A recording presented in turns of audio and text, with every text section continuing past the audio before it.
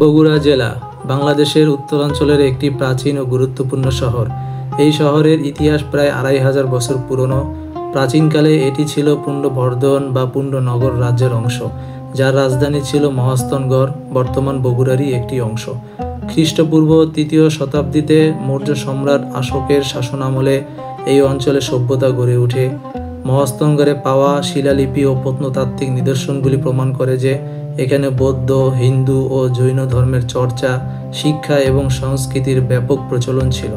এটি মৌর্য, গুপ্ত, পাল ও সেনদের মতো অনেক রাজবংশের শাসনাধীন ছিল।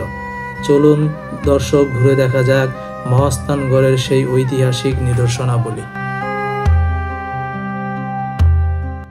বগুড়ার মহাস্থানগড়ে অবস্থিত এক পবিত্র স্থান শাহ সুলতান মাহিসাও রহমতুল্লাহি আলাইয়ের মাজার। তিনি ছিলেন 1200 শতাব্দীর একজন প্রখ্যাত সুফি সাধক, যিনি ইসলাম প্রচারের উদ্দেশ্যে আরব অঞ্চল থেকে বাংলায় আগমন করেন। জনশ্রুতি অনুযায়ী তিনি এক অলৌকিক পন্থায় একটি বিশাল মাছের পিঠে চড়ে নদীপথে মহাস্থানগড়ে আগমন করেন, যার জন্যই তার উপাধি হয় মাহি সাওয়ার, অর্থাৎ মাছের পিঠে আরোহণকারী। তার আগমনের সময় এই অঞ্চল শাসন করছিলেন হিন্দু রাজা পরশুরাম।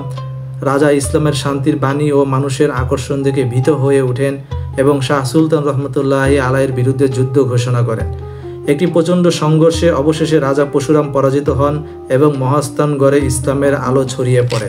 হযরত শাহ সুলতান বলখি মাইসাও রহমতুল্লাহি আলাইয়ের পুরো জীবন উৎসর্গ করেন ইসলাম প্রচার ও মানবতার কল্যাণে।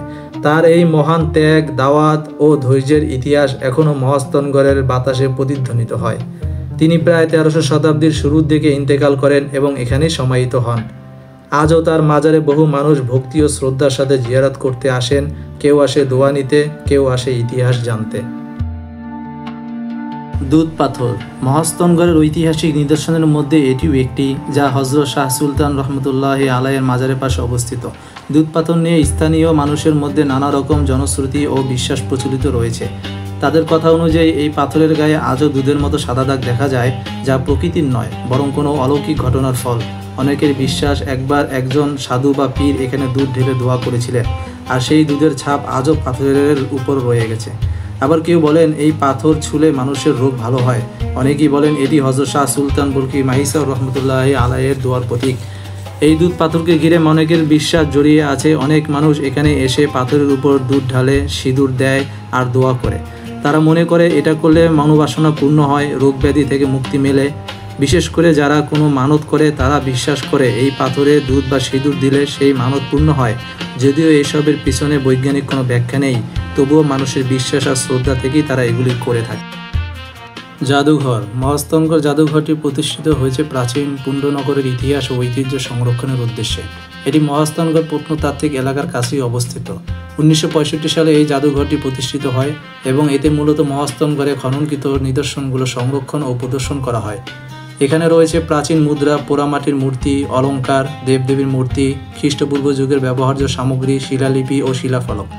এই জাদুঘরে ঘুরলে বোঝা যায় 1000 বছর আগে এই অঞ্চলে কেমন ছিল সভ্যতা, ধর্ম, সংস্কৃতি আর জীবনযাত্রা। ছোট হলেও জাদুঘরটি ইতিহাস প্রেমীদের জন্য আকর্ষণীয় একটি জায়গা। যে জায়গাটায় আমি দাঁড়িয়ে আছি এটা স্থানীয়দের ভাষায় বেহুলা লক্ষিন্দরের বাসর ঘর বলা হয়ে থাকে। বিয়ের রাতেই এই ঘরে কালনাগ সাপ কামড় দেয় লক্ষিন্দরকে, আর সেখানেই তার মৃত্যু হয়।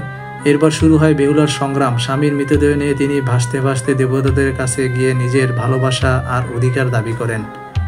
এই গল্পটা শুনতে যতটা রোমাঞ্চকর, বাস্তবে ততটাই এটি একটি লোককাহিনী বা জনশ্রুতি।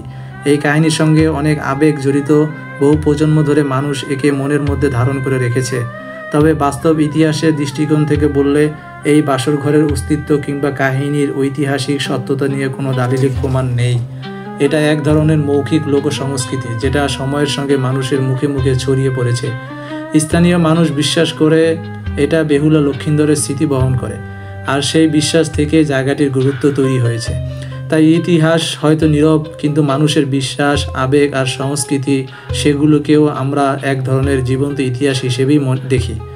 এই ঘর হয়তো কেবল একটা পুরনো স্থাপনা, কিন্তু যেভাবে মানুষ এটাকে ভালোবাসে, গল্প গাথে, সেটা একটা জীবন্ত ঐতিহ্যে পরিণত করে তুলেছে। দর্শক, এই ছিল আমার প্রথম ইউটিউব ভিডিও। যদি ভালো লেগে থাকে একটা লাইক দিয়ে উৎসাহ দিন। আর আমি এমন ভ্রমণ আর ইতিহাসের গল্প নিয়ে নিয়মিত ভিডিও বানাতে চাই, তাই সাবস্ক্রাইব করে পাশে থাকলে খুব ভালো লাগবে। ধন্যবাদ সবাইকে, দেখা হবে পরের ভিডিওতে।